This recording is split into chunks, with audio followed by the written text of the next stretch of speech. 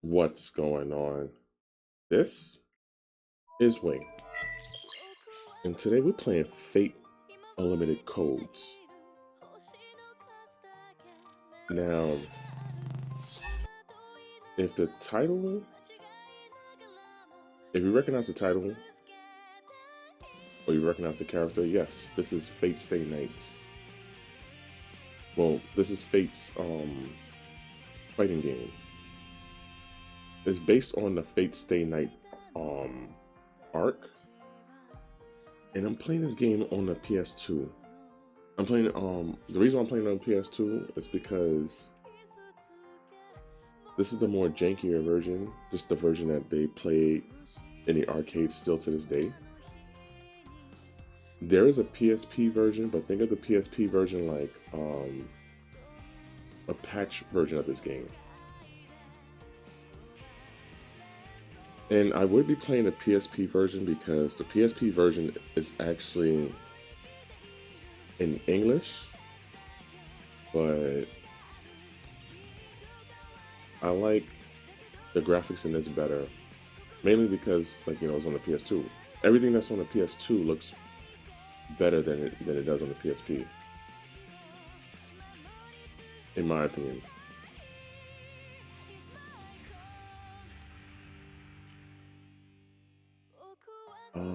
This game is made by Capcom, so this game is gonna look a lot. It's gonna play a lot smoother. It actually looks more cleaner. Not to compare like anime games and whatnot from other because there are anime games that play well. But when you're playing like a Capcom game, then you can expect like there's no pressing punch, and then you just do an auto combo into super. I can't stand fighting games like that. I really think that fighting games need to stay away from mechanics like that, unless they're doing games like Power Stone or like maybe like Arena Fighters. Now I'm gonna skip that because it's in Japanese and I don't understand Japanese.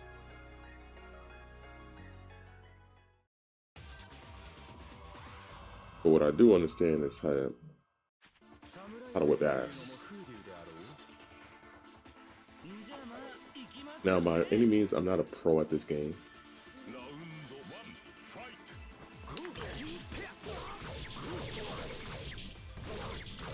Oh, messed up. But I messed up.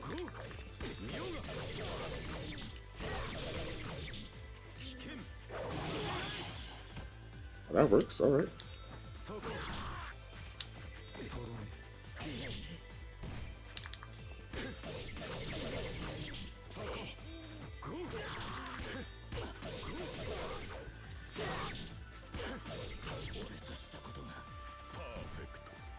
On a PSP version,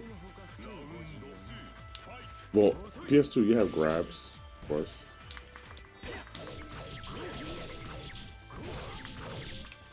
Oops.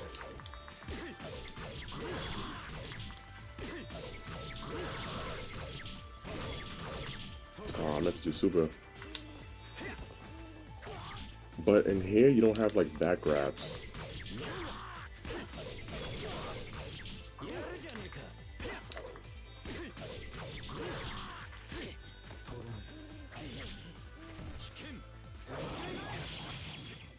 PSP, you have back grabs, and with Assassin, it's a side switch. Meaning they'll grab him and just knock him to the other side.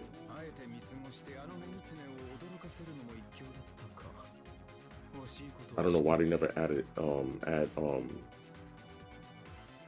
back grabs in the original.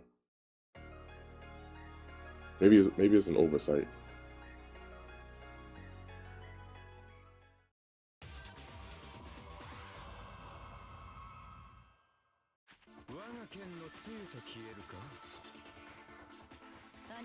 Oh yeah, this stage, get used to this stage for a while. I think this is where all the battle happens anyway. Not bad. Oops, I didn't mean to do that.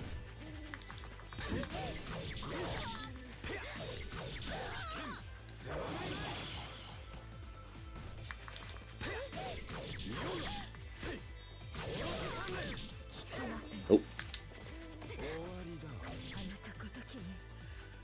I actually only know one combo in this, so yeah. An assassin, like everybody has a special or two, and a Holy Grail special. I know how to do Assassin's Holy Grail special, but I don't know how to trigger the Holy Grail activation.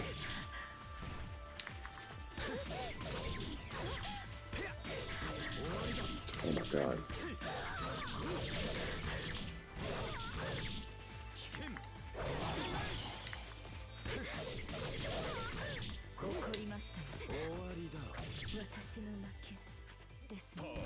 But I'll see through this playthrough if I know how to activate the Holy Grail activation.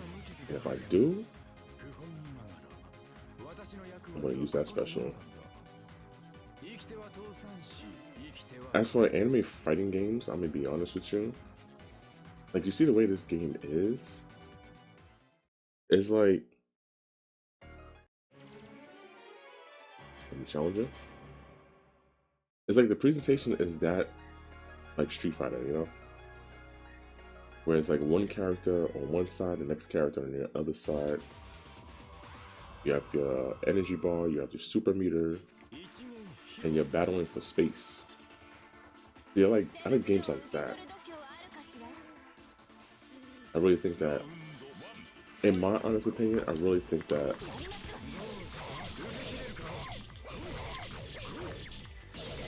oh, that was nice. Oops.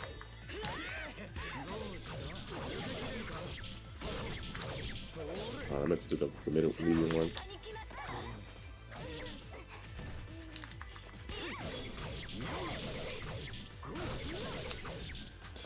I hate when I do that one the second time.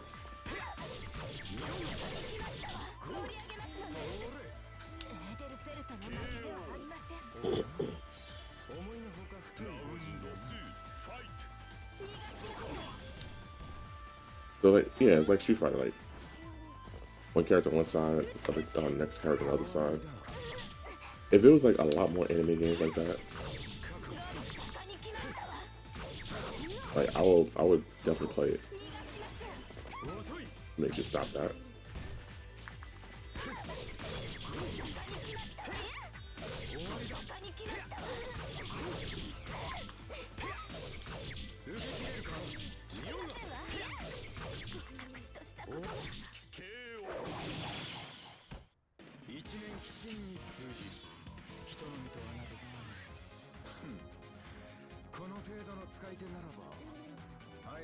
Like one of the latest anime fighting games. Well, I wouldn't say latest because there's plenty of anime fighting games that did come out. Like the new Under Night. I'm talking about like Namco games like Dragon Ball Fighter Z. Like they use the idea, and I must say like similar style to Marvel vs. Capcom 3. And then if you compare that to like Sparking Zero, not to hate on Sparking Zero, but Dragon Ball Fighters is still being played to this day. And recently they just came out with a community patch for the game. The patch wasn't made by the company, the patch was made by the community. So that just goes to show you that people genuinely love that type of Dragon Ball Fighters.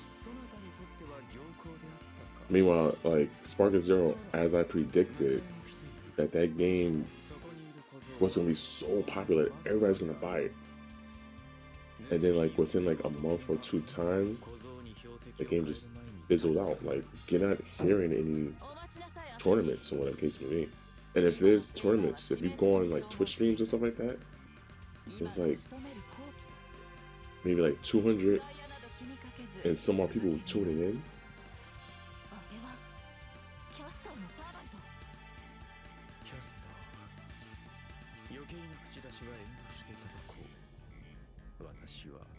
To me, like what didn't attract me about Spark and Zero is that it's the fact that when I'm looking at what I'm looking at is like as a fighting game, like you're seeing more of one character, and then the next character is like all the way in the background, and it's like flying and shooting beams going on and stuff like that.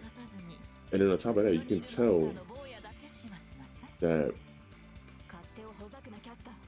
you don't have a lot of access to moves that the characters would use in shows and stuff like that. Like, it's broken down and simplified.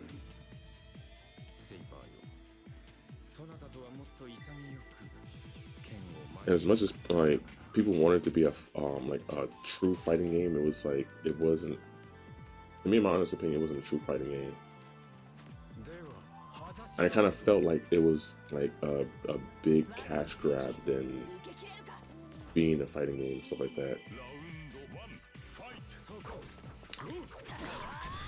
Whoops, I mean to do that. Reflect guard.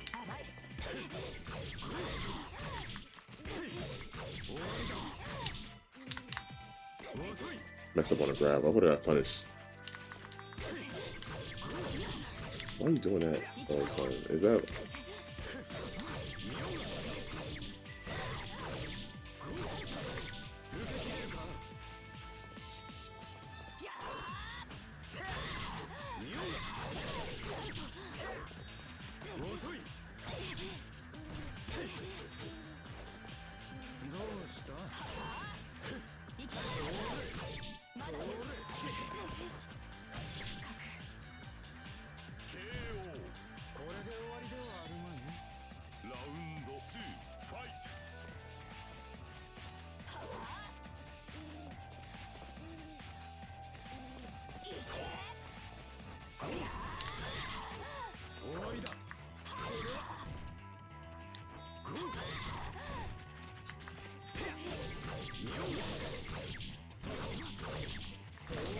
Oops. Meant to do the medium one. But yeah, Spark and Zero, it didn't like really appeal to me as a fighting game. And people were complaining about Spark and Zero about how Bandai dropped the ball with the game. Because I think Bandai was promising like more characters. Alright, Saber. Hold on. You just do some damage to you. Wow. Oh.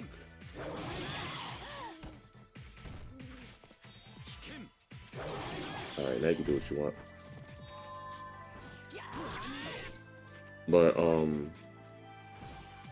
also supposed to release new characters, maybe a new stage. But I guess Bandai was hoping that the game stay alive like a fighting game for them to do all that. I guess it was like going by how the tournament for it was going to be. And in fighting games, once you find a broken mechanic, people are going to use the crap out of it. Like, there's this mechanic I've seen in Spark and Zero where I think if you fly up and down with an android, I think what it does is mess with the tracking for the character, so that way you can't shoot beams or lock onto that character for the foreseeable fight. I think that's how the glitch is. And I've seen the tournament, like you can see this on YouTube, like the whole glitch and the time when they did it within tournament. And it was just like, it got to a point where like I guess the commentators was asking the players to switch your characters, and which like the people that was like really serious about Spartan Zero, saying that this is part of the mechanic you made the game.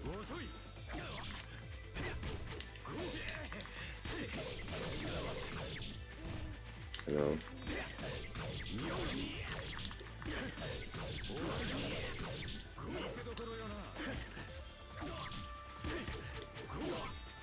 I don't know why I did that. Oh, let me see something. I don't. Oh, yes, those moves. Oh no.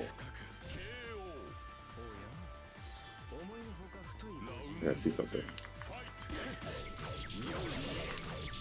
Oh. Alright, let me see. Oops.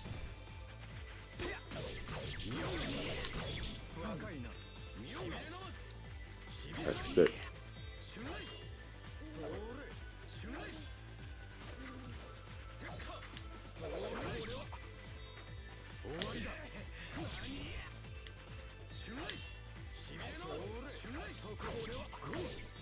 Alright, you get this.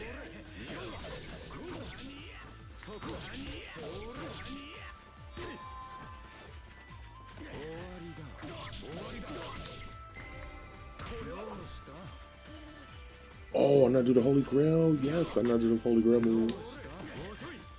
Alright, I gotcha.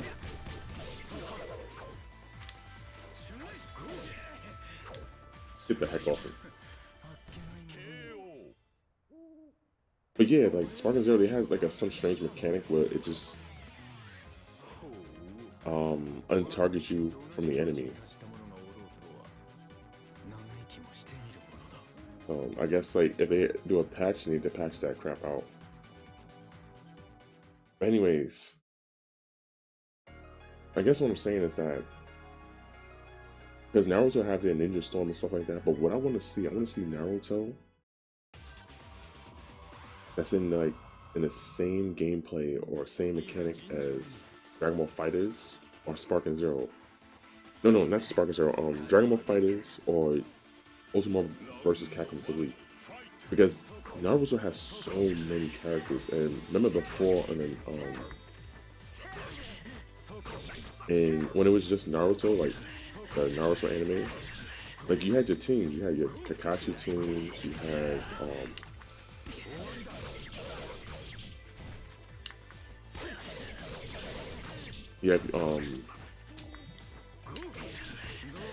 Guy Sensei's team. Like you had all your teams, so you can have all that and mix and match your team.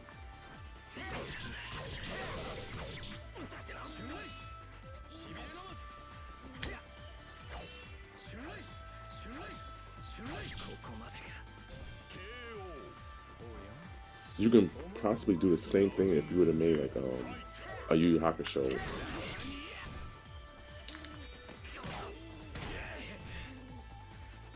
What they was trying to do, I don't know if it's gonna come out.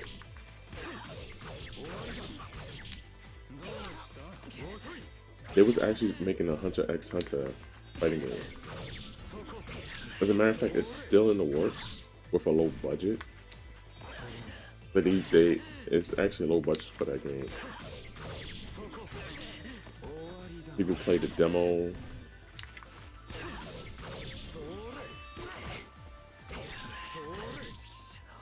And as a matter of fact, what is it? That company 8-Bing is actually 8-Bing actually they made this game. I just didn't show it in the intro, but they made this game.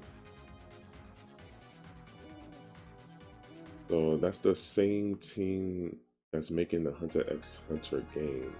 The only thing about Hunter x Hunter is that they have like a lot of forward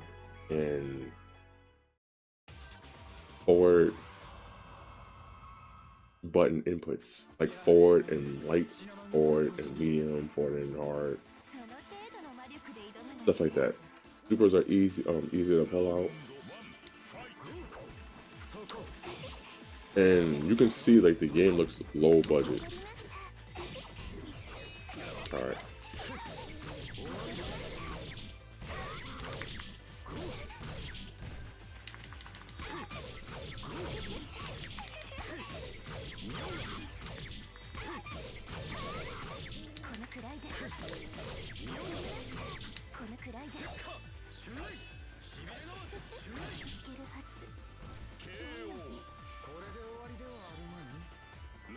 and the game got postponed.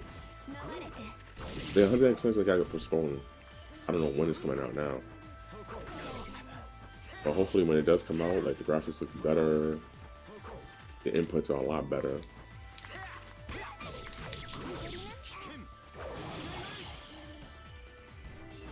Because here's what I mean when I say by inputs. This is what I mean. So these are like his regular moves, and then we get down to blue. You have your moves that's similar to like Street Fighter.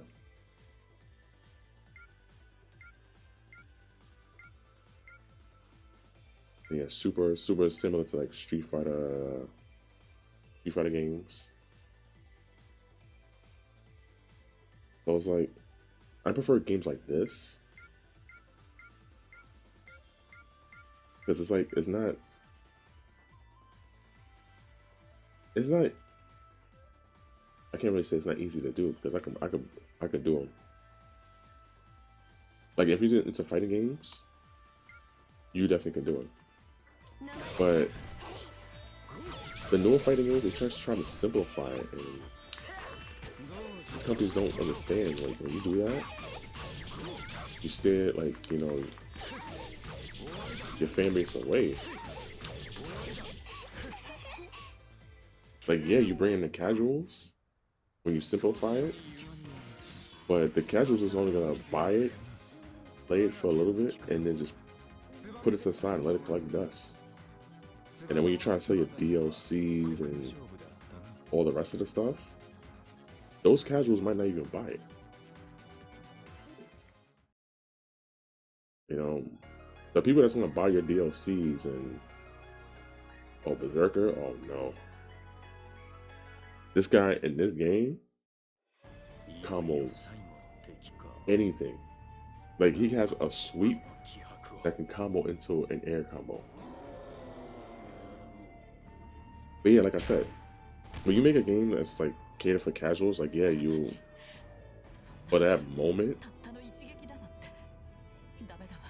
you'll get your money's worth. But then for longevity, those casuals not gonna stick around. You know, who's gonna stick around is people that's gonna support your game. They're gonna buy your DLCs, they're gonna buy your stages, they're gonna buy your extra content.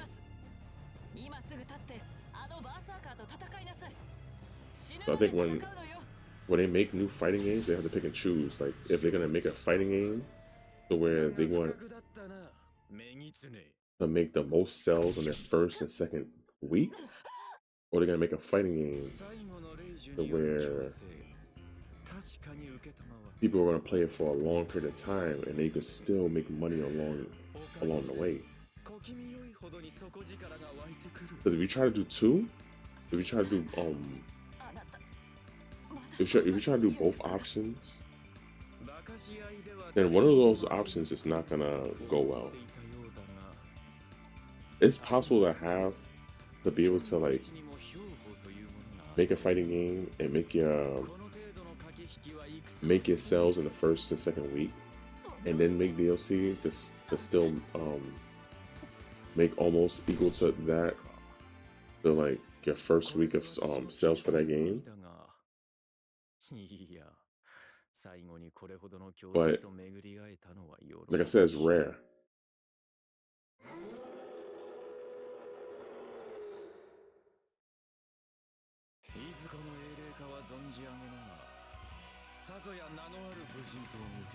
Games like Dragon Ball Z, they had so many different versions to where it's like different ways of playing the game. Like the Budokai series, and they came up with Budokai in 2024, 2025. I think that game can be a candidate to like headline like tournaments like Evo and stuff like that, because it has loads of fighting game mechanics.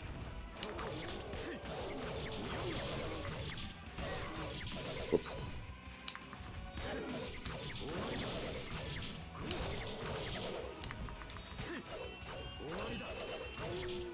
I'm gonna try to activate my holy grail in this game.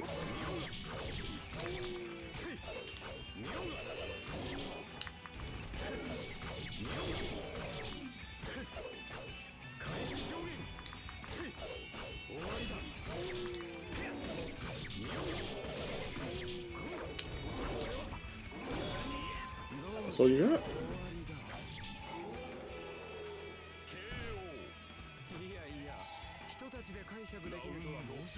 Like, if you don't believe me about Dragon Ball, just Google like online matches of Budokai 3 or Infinite World. Because there's people that still play that game. I think they play it through Parsec though. There's still people that play that game. And from what I've seen, it's like, damn, man.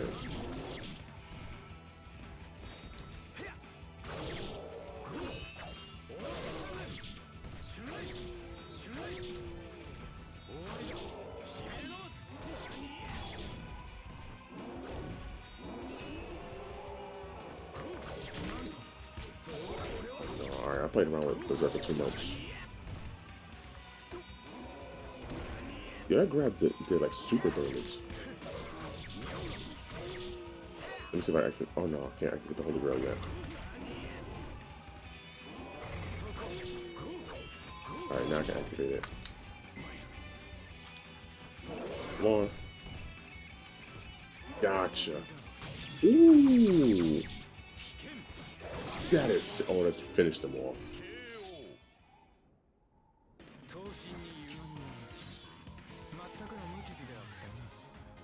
So to activate the Holy Grail, between the health bars, there's a grail. You gotta let that fill up.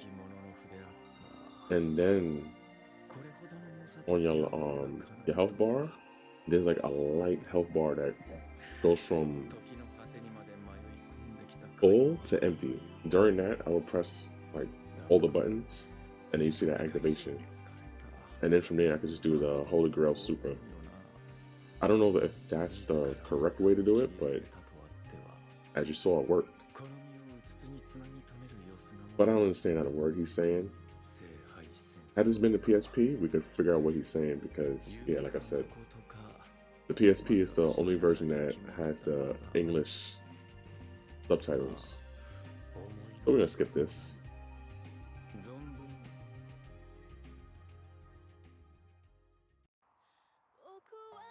And yeah, that is my playthrough of Fate Unlimited Codes. Just like I said, if you want to play this game is only on the PlayStation 2 Japanese version. Or you can get it for the PSP Japanese or English version.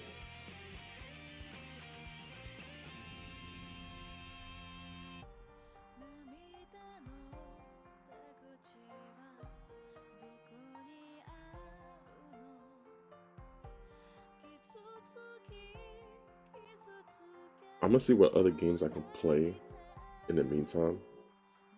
Other anime games, because there's loads of anime games I haven't played yet.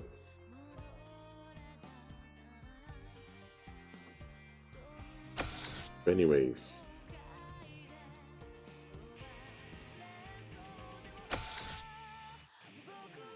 if you're new, don't forget to subscribe,